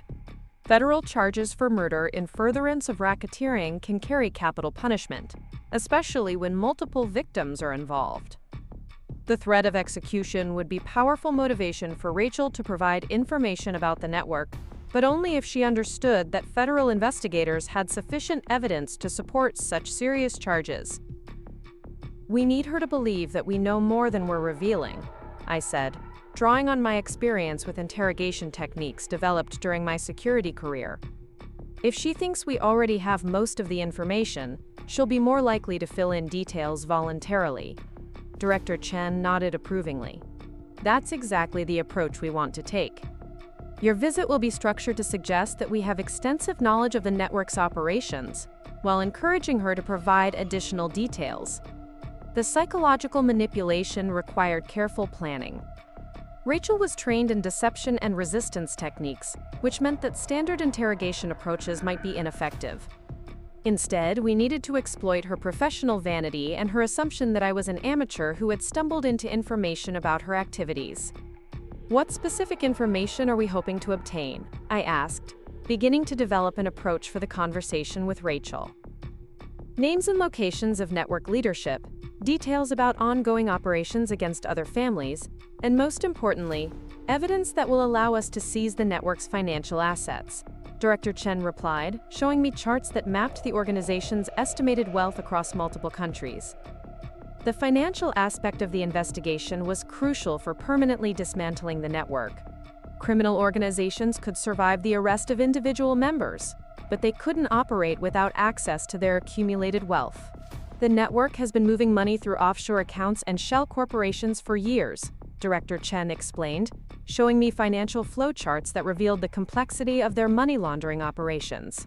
If Rachel can provide account numbers, passwords, or other access information, we can freeze their assets and prevent them from funding future operations. The financial intelligence would be more valuable than any individual arrest. With their assets frozen, the network's operatives would be unable to maintain cover identities, conduct surveillance, or acquire the resources necessary for complex operations.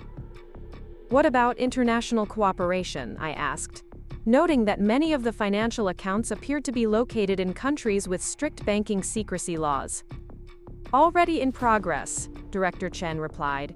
Your case has been designated as a priority investigation with international implications. We have cooperation agreements with law enforcement agencies in 12 countries, where the network is believed to have assets or operations. The international scope of the investigation demonstrated the seriousness with which federal authorities were treating the network's crimes. This wasn't just a local murder case, it was a coordinated effort to dismantle a transnational criminal organization. The timing is also favorable because several other countries have been tracking similar patterns of financial crimes against elderly victims, Director Chen continued. Your case has provided the evidence necessary to connect isolated incidents into a comprehensive pattern of international criminal activity. The global implications of our investigation were staggering. What had started as Rachel's attempt to murder me for my inheritance had revealed a criminal network that had been victimizing families across multiple continents. When do I meet with Rachel? I asked, feeling the familiar anticipation that had always preceded my most challenging professional assignments. Tomorrow afternoon, Director Chen replied. We'll spend the morning preparing your approach and ensuring that all recording equipment is properly tested and legally admissible.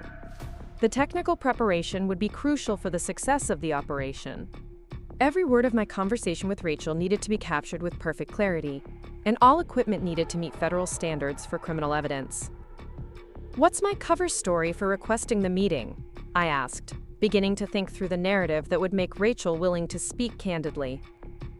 Concerned family member seeking to protect her son and negotiate a settlement that would allow everyone to move forward, Director Chen suggested.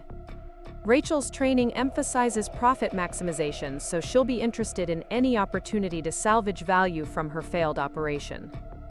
The cover story was plausible and played into Rachel's assumptions about my motivations and capabilities.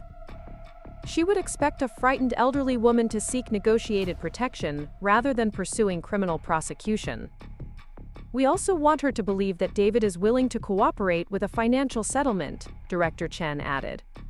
If she thinks her husband still has feelings for her despite tonight's events, she might reveal information about contingency plans or escape routes.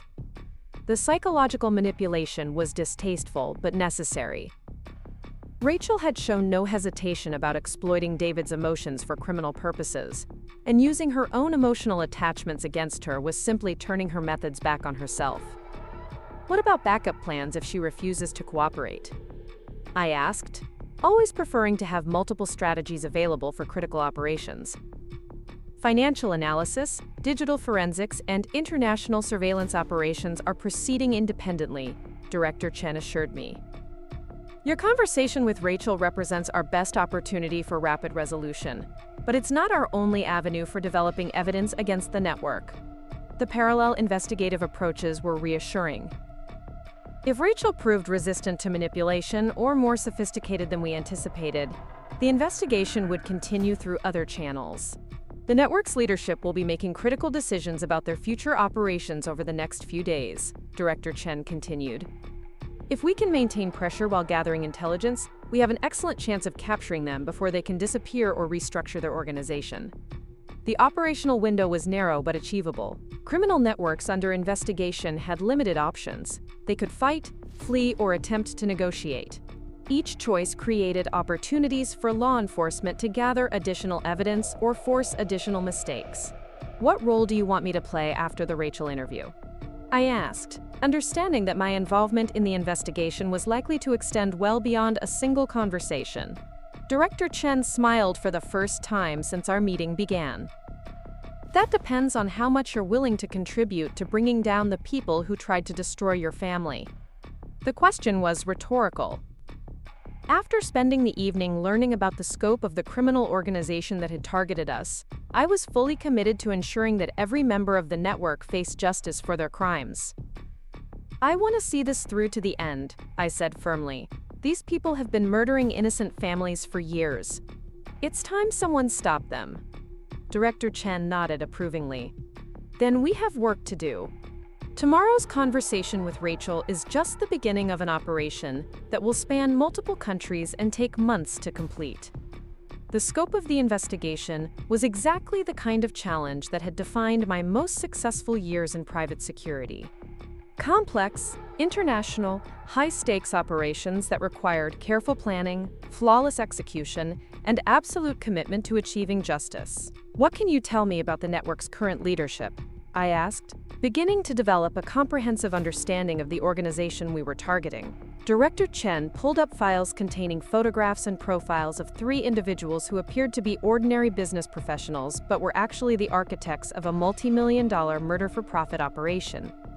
Victoria Sterling, the network's operational director, Director Chen said, showing me a photograph of an elegant woman in her 50s who looked like she could be running a Fortune 500 company. Former investment banker who developed the financial frameworks the network uses to identify and evaluate target families. The photograph was unremarkable, which was probably the point. Victoria Sterling looked like countless other successful businesswomen who could attend any social gathering or professional meeting without attracting unwanted attention. Marcus Webb, their technical operations chief, Director Chen continued, displaying a photograph of a man in his 40s with the understated appearance of a successful consultant. Former NSA contractor who provides the surveillance, communications, and evidence destruction capabilities that allow the network to operate without detection. The technical sophistication that Marcus Webb brought to the network explained how they had been able to conduct such comprehensive surveillance of our family without triggering any of my security protocols. His government background had given him access to methods and equipment that were beyond anything available to typical criminals. And Dr. Patricia Hammond, their psychological operations specialist, Director Chen concluded, showing me a photograph of a woman who looked like a university professor or clinical psychologist. Former CIA behavioral analyst who develops the manipulation strategies that allow operatives like Rachel to maintain long-term cover identities. The combination of financial, technical, and psychological expertise represented in the network's leadership explained their remarkable success over the past decade. They had assembled a team with complementary skills that allowed them to approach wealthy families from multiple angles simultaneously.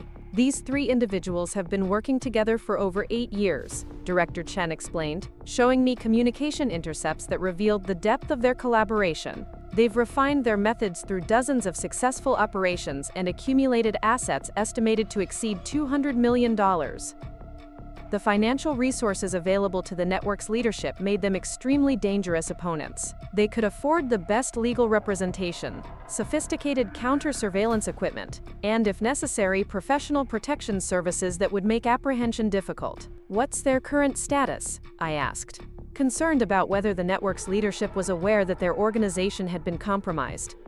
"Under surveillance, but not yet aware that we've identified them," Director Chen replied. "Our investigation has been carefully structured to avoid alerting them until we're ready to move simultaneously against all three." The coordination required for such an operation was staggering. Federal agents would need to execute arrests in multiple cities simultaneously while seizing assets across numerous jurisdictions and gathering evidence that would support complex prosecutions. "When will you move against them?" I asked, understanding that timing would be crucial for preventing the leadership from escaping or destroying evidence. "That depends on what we learn from Rachel tomorrow," Director Chen replied. "If she provides intelligence about their current locations and security arrangements, we could execute arrests within 48 hours. The compressed timeline added urgency to tomorrow's conversation with Rachel.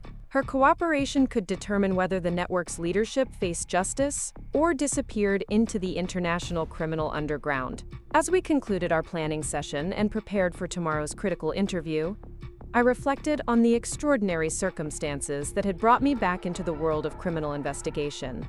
Rachel's attempt to murder me had exposed a criminal network that had been victimizing families for years, and now I had the opportunity to help bring them to justice. The woman who had tried to leave me to die in an ice storm had instead awakened a predator who specialized in protecting people from exactly her kind of threat. Tomorrow, we would begin the process of turning the hunters into the hunted. The federal detention center where Rachel was being held looked like any other government building from the outside. But inside was a fortress designed to contain the most dangerous criminals in the country. As Agent Williams escorted me through multiple security checkpoints, I could feel the weight of recording equipment concealed beneath my clothing, and the tiny communication device that would allow Director Chen to monitor our conversation in real time. Rachel was waiting in Interview Room C, a sterile space with reinforced walls and cameras that captured every angle of the conversation area. She had been provided with standard detention clothing that did nothing to diminish her natural beauty, but I could see the strain of the past 18 hours in the dark circles under her eyes, and the way her hands trembled slightly as she reached for the water glass on the table.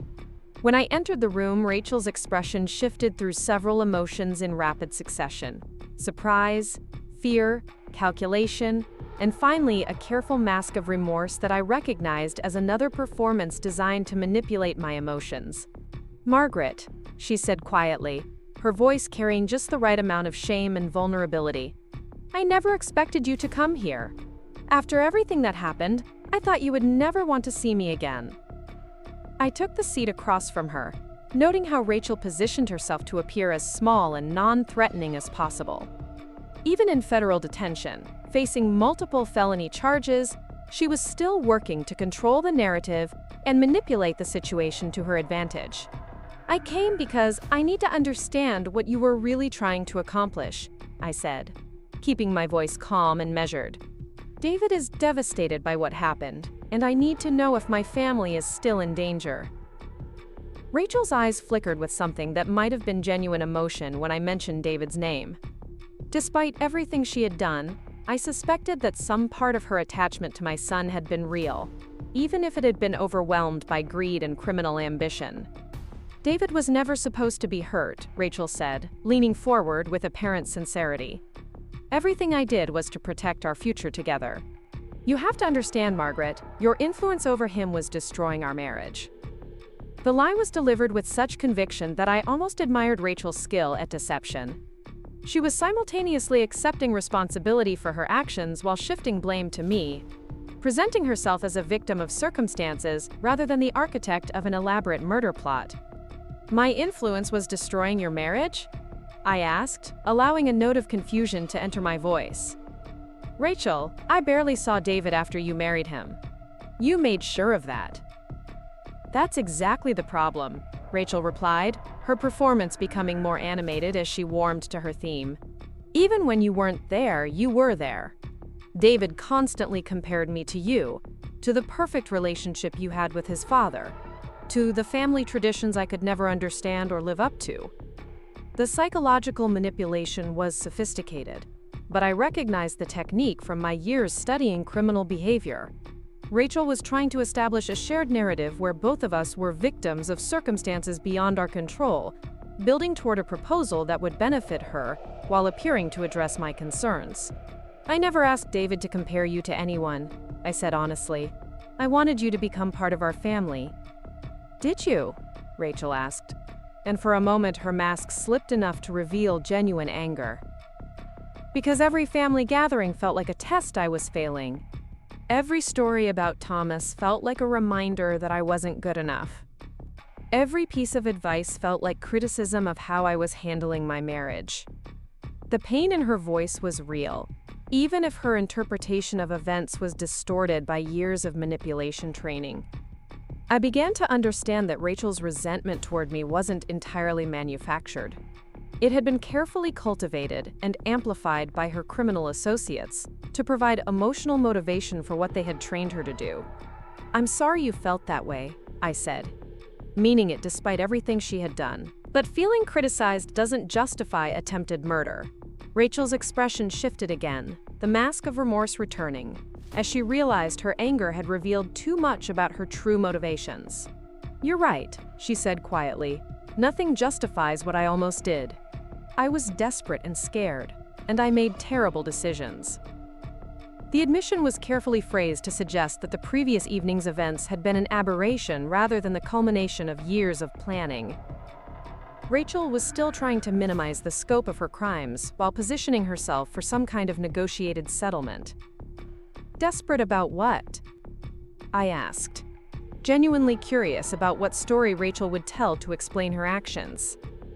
"Money," Rachel said simply, apparently deciding that honesty about financial motives would be more believable than elaborate emotional justifications. "David and I have been having financial problems that he doesn't want to burden you with. The business hasn't been as successful as he pretends, and we've been struggling to maintain our lifestyle."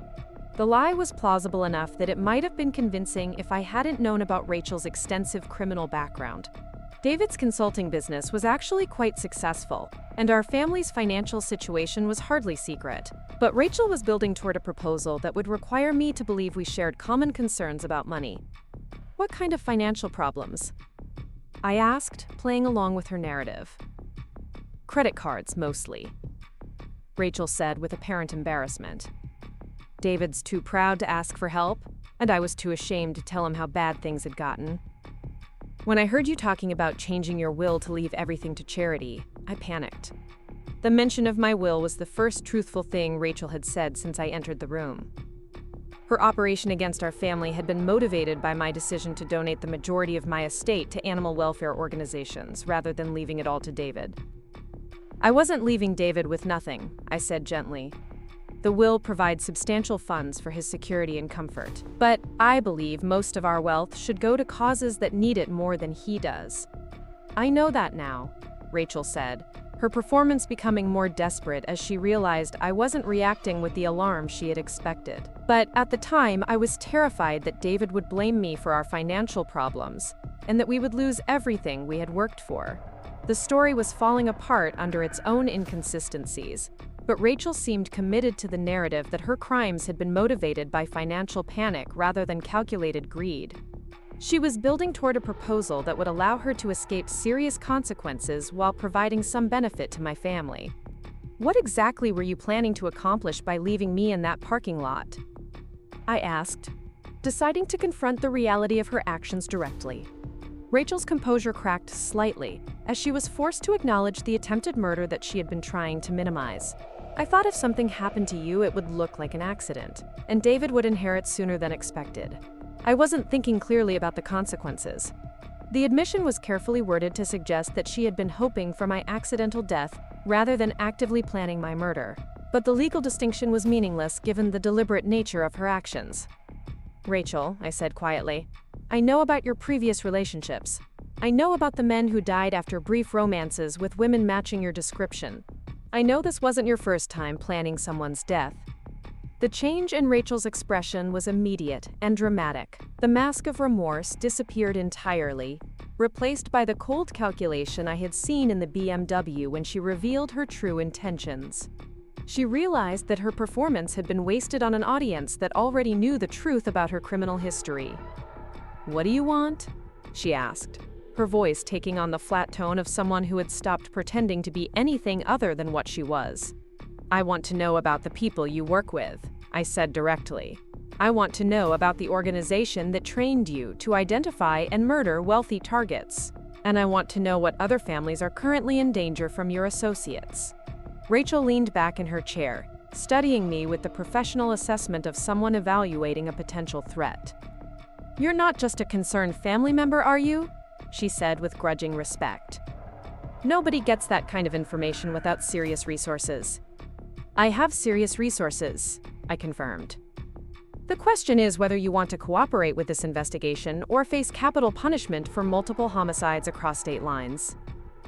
The mention of the death penalty had the effect I had hoped for. Rachel's professional composure wavered as she realized that federal investigators had evidence linking her to previous murders. Her situation was far worse than she had understood. "How much do you know?" she asked cautiously. "Enough to ensure that you never see freedom again," I replied truthfully. "But possibly not enough to prevent your associates from killing other families while we spend years building cases against them." The strategic pressure was designed to encourage Rachel's cooperation by suggesting that her information could prevent future crimes, while acknowledging that we needed her assistance to protect other potential victims. "What kind of deal are you offering?"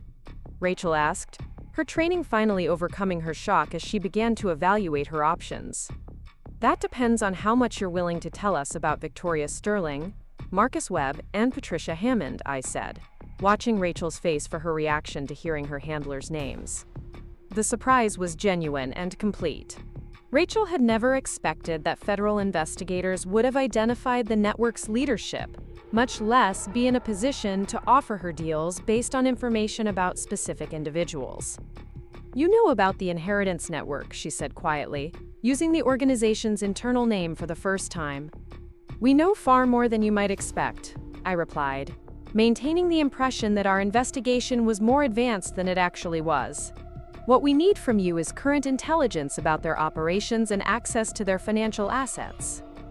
Rachel was silent for several minutes, weighing her options with the careful calculation that had made her successful as a long-term infiltration specialist.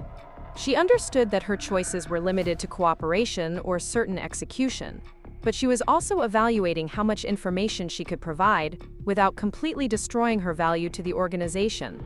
"If I cooperate," she said finally, "what happens to me?"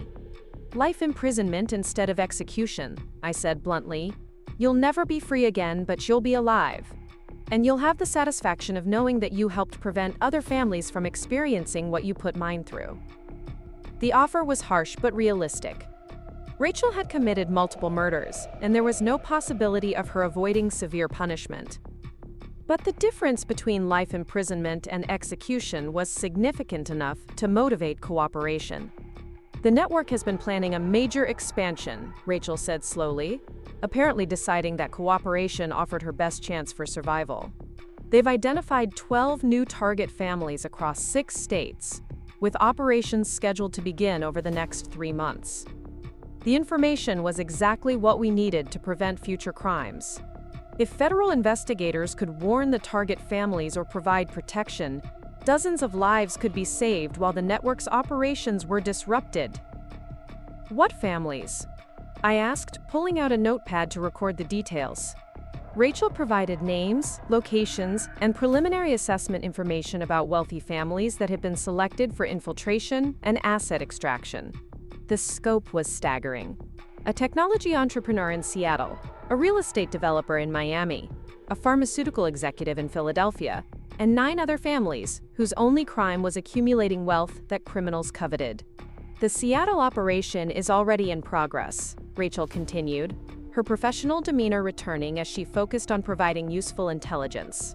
"Victoria Sterling personally recruited an operative named Amanda Chen, who has been dating the target's son for 8 months. The information about an ongoing operation created immediate urgency for federal intervention. If Amanda Chen was following the same timeline that Rachel had used against our family, The Seattle target might be facing imminent danger. What's the timeline for the Seattle operation? I asked, already planning to pass this information to Director Chen for immediate action. Amanda was supposed to report progress within the next 2 weeks, Rachel replied. If the family hasn't been successfully isolated by then, the network was prepared to authorize more direct approaches.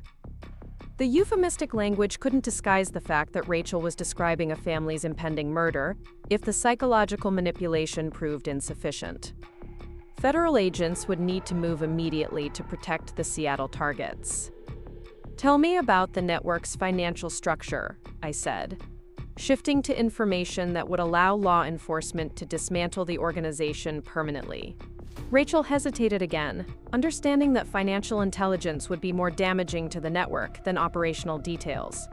Money was the lifeblood of any criminal organization, and revealing how it moved through the system would allow federal investigators to track and seize assets that had been accumulated over years of criminal activity. The network maintains assets in 17 different countries, Rachel said finally. Most of the money flows through a series of shell corporations controlled by Marcus Webb's technical infrastructure. She provided account numbers, bank routing information, and access codes that would allow federal investigators to trace the network's financial activities across multiple international jurisdictions. The intelligence was worth millions of dollars in seized assets and would cripple the network's ability to fund future operations. What about communication protocols? I asked, seeking information that would help federal agents monitor the network's activities. Encrypted messaging through Marcus Webb's custom software, Rachel replied. The system automatically deletes messages after 48 hours and requires biometric authentication for access. The communication security was sophisticated, but not impenetrable. With the access information Rachel was providing, federal investigators would be able to monitor the network's internal communications and potentially intercept conversations between leadership and operatives. Where are Sterling, Webb, and Hammond currently located? I asked, seeking the intelligence that would allow for coordinated arrests. Victoria Sterling maintains residences in New York and the Cayman Islands, Rachel said, providing specific addresses and security arrangements for the network's operational director. Marcus Webb operates from a compound in Montana that's heavily fortified with surveillance equipment and armed security. Patricia Hammond travels constantly, but she has a safe house in Switzerland that she uses for extended planning sessions. The geographic distribution of the leadership made coordinated arrests more challenging, but it also meant that capturing any one of them could disrupt the entire network's operations. Each leader controlled different aspects of the organization, and their capture would create immediate operational problems for the remaining members. What security arrangements protect them? I asked, concerned about the risks federal agents would face when executing arrests. Victoria Sterling relies on private security firms that provide discreet protection for wealthy clients, Rachel explained. Marcus Webb has military-grade equipment and a team of former Special Forces operators. Patricia Hammond uses diplomatic immunity and international travel to avoid law enforcement attention. The security challenges were significant, but not insurmountable for federal agents with proper planning and resources. The key would be coordinating simultaneous operations that prevented the leadership from warning each other or escaping to countries without extradition agreements. What contingency plans exist for network disruption? I asked, seeking to understand how the organization would respond to law enforcement pressure. Each leader has prepared escape routes and hidden assets that could be used to rebuild operations, Rachel said grimly. If they detect law enforcement activity, they're prepared to abandon current operations and disappear into the international criminal underground. The contingency planning meant that federal agents would have only one opportunity to capture the network's leadership. If any of them escaped the initial arrests, they could potentially rebuild the organization with new operatives and continue victimizing wealthy families. How quickly could they implement these escape plans? I asked, understanding that timing would be crucial for the success of federal operations. Within hours of detecting a threat, Rachel replied. The network has spent years preparing for the possibility of law enforcement attention, and they have resources positioned to facilitate rapid disappearance. The narrow window for successful arrests meant that federal investigators would need to move with unprecedented coordination and speed.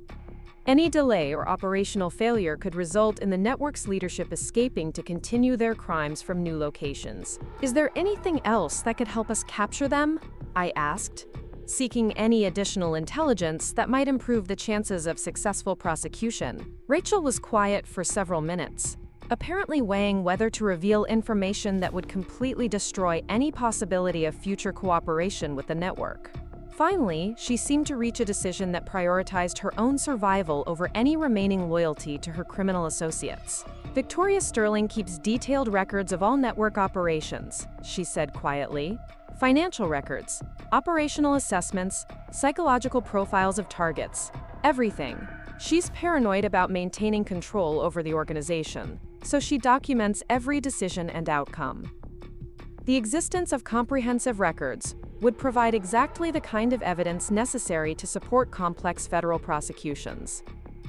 If Sterling's documentation could be seized during her arrest, it would provide proof of the network's crimes that would be impossible to dispute in court. Where does she keep these records? I asked, hardly daring to hope that such crucial evidence might be accessible. Digital files on encrypted servers at her New York residence, Rachel replied. She believes the security is impenetrable, but Marcus Webb configured the system with backdoor access that she doesn't know about. The revelation that the network's own security chief had created secret access to Sterling's records was the kind of operational vulnerability that could destroy the entire organization. If federal investigators could exploit Webb's backdoor access, they could obtain evidence of every crime the network had committed over the past decade. What about physical security at Sterling's residence? I asked, beginning to envision how federal agents might execute a successful operation. Private security firm provides 2 guards during daytime hours, 1 guard overnight, Rachel said, providing detailed information about shift schedules and security protocols. The building has surveillance cameras and access controls, but nothing that would prevent federal agents with proper equipment and planning. The security arrangements were designed to deter ordinary criminals rather than federal law enforcement, which meant that a properly coordinated operation could successfully breach Sterling's defenses and seize her records. Rachel, I said as our conversation neared its conclusion, is there anything else you think we should know about the network's operations or vulnerabilities? She considered the question carefully, apparently reviewing everything she had revealed to ensure she had provided sufficient value to secure the promised consideration for cooperation. The network is planning to recruit new operatives over the next 6 months, she said finally. They've identified vulnerable young women who could be trained for long-term infiltration operations. If you can disrupt their recruitment pipeline, you can prevent the next generation of killers from being created. The information about recruitment efforts provided another avenue for federal intervention. By monitoring the network's recruitment activities, investigators could identify and protect potential operatives while gathering additional evidence about the organization's training methods. As I prepared to leave the interview room, I reflected on the extraordinary amount of intelligence Rachel had provided during our conversation. Her cooperation would allow federal investigators to protect multiple families, seize millions of dollars in criminal assets, and capture an entire criminal organization that had been victimizing wealthy individuals for years. Margaret, Rachel said as I stood to leave, will you tell David that I'm sorry? Not for everything, because I know that's impossible, but for destroying something that was real between us? The request for forgiveness was the first genuine emotion Rachel had shown during our conversation, and I found myself believing that some part of her attachment to David had been authentic, despite the criminal purposes it served. I'll tell him, I said simply, understanding that David would need to process his own feelings about the woman who had deceived him so completely. As I left the detention center and rejoined Director Chen for debriefing, I knew that Rachel's information had provided everything necessary to bring down the inheritance network and protect the families they had targeted for future operations. The coordinated arrests began 18 hours later, with federal agents moving simultaneously against targets in New York, Montana, and Switzerland. Victoria Sterling was captured at her Manhattan residence, along with comprehensive records that documented every crime the network had committed over the past decade. Marcus Webb's compound was breached by tactical teams who seized communication equipment and financial records that revealed the full scope of the organization's international operations. Patricia Hammond was arrested at Zurich Airport as she attempted to flee to a country without extradition agreements. The financial assets seized during these operations exceeded $300 million, representing the accumulated profits from years of murder and theft. These assets were eventually distributed to the families of victims and charitable organizations that supported elderly crime victims. Within 6 months, federal prosecutors had built cases against 47 individuals who had participated in the network's crimes. Rachel's cooperation proved crucial for securing convictions against the organization's leadership, and her detailed testimony helped identify victims whose deaths had previously been attributed to natural causes or accidents.